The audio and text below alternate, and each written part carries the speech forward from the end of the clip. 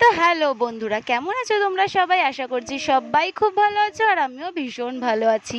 আজকের পুরো ব্লগটা হচ্ছে বাবা বিশ্বকর্মা পুজোর, সেটা একটা ব্লগ। তো সেই ব্লগটা তোমাদের সাথে আমি আজকে শেয়ার করছি, কারণ যেদিন করলাম তো সেই দিন একদমই শেয়ার করতে পারিনি। তো আসলে তোমরা কি বলবো, এই আলপনা থেকে শুরু করে এত পুজোর কাজের আমার উপর চাপ ছিল। তোমরা কি ভাবছো সত্যিই চাপ ছিল? না না, এটা হলো আমার জায়ের বাড়ির পুজো, আমাদের বাড়ির পুজো না। তো এটা হলো আজকের বিশ্বকর্মা পুজোর ব্লগ। তো আমি সকাল থেকেই কাটাকুটি বাটাবুটি কিছুই করিনি, শুধু এসে একটু আলপনা দিয়ে দিয়েছিলাম। আর আলপনাটা কেমন হয়েছে তোমরা কিন্তু অবশ্যই জানিও। আর এখানে সমস্ত কিছু রেডি হয়ে গেছে, তো ঠাকুরমশাই চলে এসছে, ঠাকুরমশাই এসছে। আর এখানে আমার যা সব ঠাকুরমশাইকে রেডি করে দিচ্ছে। আর এখানে ঠাকুরমশাইকে মালা দিল, তো ঠাকুরমশাই মালাটা আমি শুধু কার্তিক বলে ফেলছি, বাবা বিশ্বকর্মাকে পুড়িয়ে ফেললো। কারণ কার্তিক আর বিশ্বকর্মার একদমই আলাদা না, একই রকম দুজনকে লাগে, শুধু একজনের ময়ূর আর একজনের হাতি। তো ঘুড়িলাটাই তো কার্তিকের কাছেও থাকে, তো সেরমভাবেই খালি মুখ থেকে কার্তিক বেরিয়ে যাচ্ছে। আর এইখানে ঠাকুরমশাই যেহেতু আজকে হোমযজ্ঞ করে পুজো হবে, তো ঠাকুরমশাই সব কিছু যজ্ঞের জিনিস বের করে রাখতে বলছে, আর আমার যা সব এক এক করে বার করে দিচ্ছে। আর এইখানে একটুখানি বাটি করে জল আনতে বললো, কারণ ঠাকুরমশাই চেয়েছে। আর এখানে চাল, সুপারি, ফুল, পান আর তোমার সিঁদুরের কৌটো, বাতাসা, একটা শালিক কাপড় রয়েছে। আর এইখানে বিশ্বকর্মা ঠাকুর দেখো বসে রয়েছে। আর এইখানে মামকে দেখো, মাম এখানে কাসরটা নিয়ে বসে পড়েছে, কারণ মাম বাজাবে কাসর। আর গণেশ পুজোও কিন্তু মাম খুব সুন্দর কাসর বাজাচ্ছিল, তার জন্য এইখানেও কাসরটা নিয়ে বসে পড়েছে।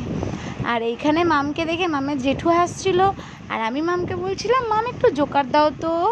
তো ও আমাকে দেখো কি করবে, এই দেখো জিভ ভেঙাচ্ছে। ও এরকমই করে আমার সাথে, যখন বলি তখন দেয় না। আর এখানে চলো ঠাকুরমশাই বালি নিয়ে নিচ্ছে যজ্ঞের জন্য। 1 প্লেট বালিতে কিছুই হবে না, আর 1 প্লেট বালি আনতে হবে। চলো নিয়ে আসি, চলো। আর 1 প্লেট বালি চলে এসছে, আর 1 প্লেট বালিটা ঢেলে দিই। মোট 3 প্লেট বালি লেগেছিলো। আর এখানে ঠাকুরমশাই চেন থেকে ফুলগুলো ছাড়িয়ে নিচ্ছে। যদি জানতাম আমি ছাড়িয়ে রাখতাম, কারণ আমার এরকম চেন থেকে ফুল ছাড়াতে খুব ভালো লাগে, এরকম দড়ি থেকে। আর এইখানে বদ্দাকে দিয়ে একটা নিয়ম করা আছে, যেটা তোমার পাটকাঠির নিয়ম। যেহেতু যজ্ঞে পাটকাঠি লাগে, তো পাটকাঠিটা প্রথমে 1 বিদ্যা, তারপরে 1 হাত পুরো মাপ দিয়ে ভেঙে দিতে বললো ঠাকুরমশাই। তো সেরকমভাবে ভেঙে দেওয়ার পর এই দেখো 1 বিদ্যা 1 হাত হয়ে গেছে। ভেঙে দেওয়ার পর ঠাকুরমশাই এখানে একটা ফুল আঁকবে। এটা কী ফুল তোমরা আমাকে সবাই কিন্তু কমেন্টে জানিও। তো এখানে প্রথমে এরকম চৌকো করে নিয়ে তারপরে ফুলটা আঁকবে। দেখো এই দেখো একটা গোল করে। আমি প্রথমে ভাবছিলাম হয়তো পদ্ম ফুল, তারপরে ভাবলাম যে না, হয়তো এমনি ফুল। এই দেখো এরকম গোল গোল পদ্ম ফুলের মতনই কিন্তু লাগছে গাইস। আমি তো জানি না এই ফুলটার কি নাম, যে কোনো একটা ফুল হবে। তারপরে মাঝখানে একটা কি লিখে, তো তাড়াতাড়ি করে ঠাকুরমশাই এবার 1 1 করে কাঠ সাজিয়ে নিচ্ছে যজ্ঞের জন্য। তো পুজো শেষ করেই ঠাকুরমশাই যজ্ঞ করেই একেবারে পুজোটা করবে। তারপরে পাখা বন্ধ করে দেওয়া হলো, যেহেতু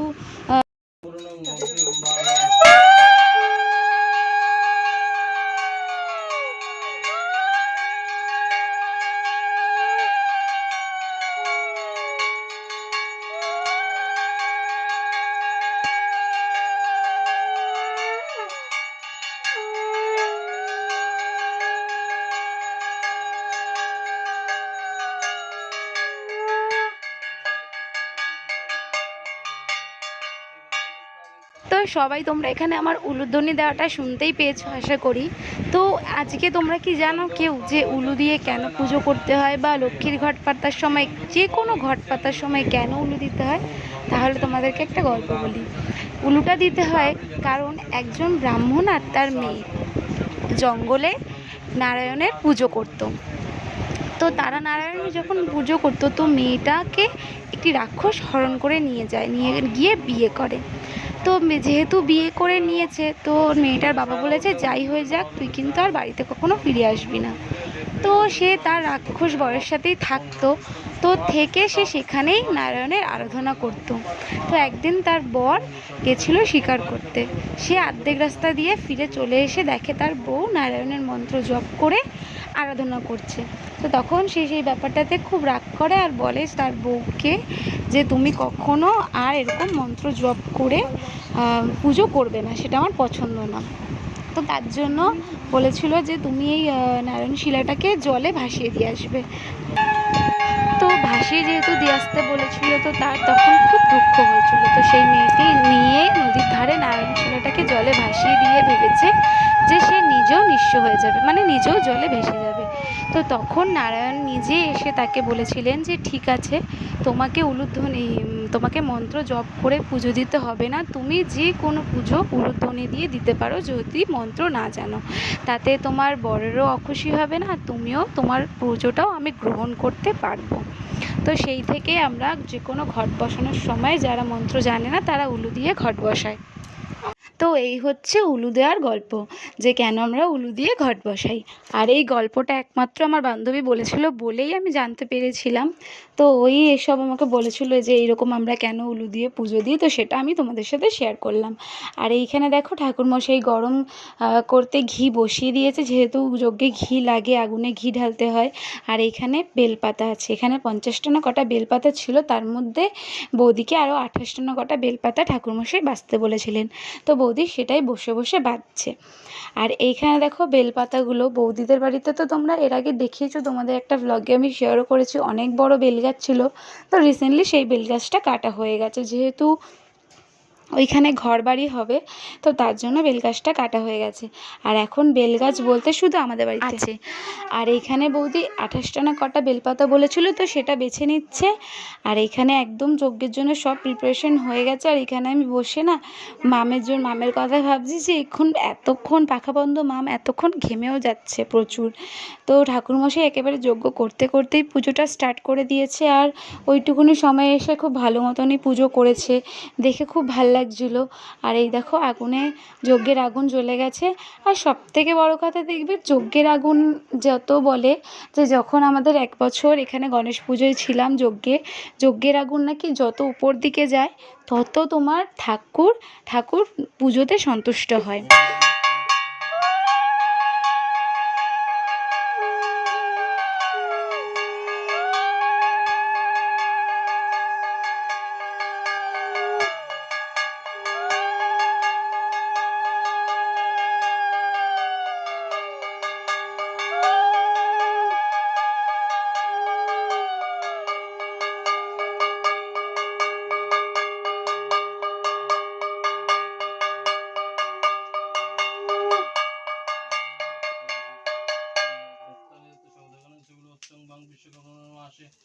অগ্নয় স্বাহা ওম অগ্নিত্যং দত্ত শতগণং সকলবত্তং বাং বিশ্বকর্মণ নমাসে অগ্নয় স্বাহা ওম অগ্নিত্যং দত্ত শতগণং সকলবত্তং বাং বিশ্বকর্মণ নমাসে অগ্নয় স্বাহা ওম অগ্নিত্যং দত্ত শতগণং সকলবত্তং বাং বিশ্বকর্মণ নমাসে অগ্নয় স্বাহা ওম অগ্নিত্যং দত্ত শতগণং সকলবত্তং বাং বিশ্বকর্মণ নমাসে অগ্নয় স্বাহা ওম অগ্নিত্যং দত্ত শতগণং সকলবত্তং বাং বিশ্বকর্মণ নমাসে অগ্নয় স্বাহা ওম অগ্নিত্যং দত্ত শতগণং সকলবত্তং বাং বিশ্বকর্মণ নমাসে অগ্নয় স্বাহা ওম অগ্নিত্যং দত্ত শতগণং সকলবত্তং।